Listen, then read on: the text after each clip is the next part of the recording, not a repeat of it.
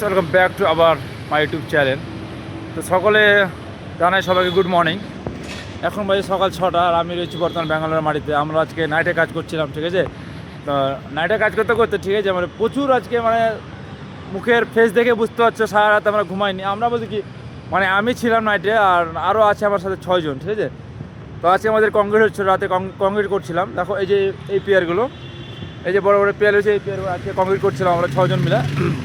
তো দেখো সত্যি কথা বলতে না, মানে আজকে যে রাতটা পার করলাম সত্যি খুব একটা মানে চিন্তাধারক। তার কারণ ব্যাঙ্গালোরের মাটিতে সত্যি এত ঠান্ডা বলার কথা না। আমাদের ওইদিকে হয়তো ঠান্ডা নাই, মানে হয়তো কমে গেছে থাকলে পরে, কিন্তু এইদিকে এত ঠান্ডা যে বলার কথা না। সত্যি মানে সারা রাত যে কী করে একটা জামা পরে কাটালাম সেটা আমি জানি, ঠিক আছে। আর মানে এই ব্যাঙ্গালোরের মাটিতে বিশেষ করে শুধু নাইটে কাজ করাটা প্রচুর একটা টাফ আর একটা খুবই কষ্টের ব্যাপার।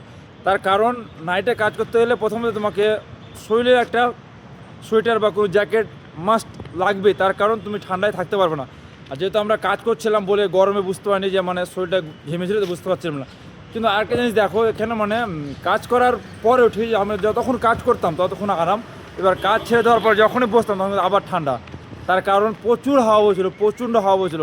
আর এই হাওয়ার মধ্যে আমরা 6 জন মিলে, ঠিক আছে, যে রাত পার করলাম সেটা আমাদের সারা জীবন মনে থাকবে। তার কারণ শুধুমাত্র এই জীবনে রাত কাটানোর পিছনে একটাই উদ্দেশ্য, সেটা হলো টাকা, বুঝেছো।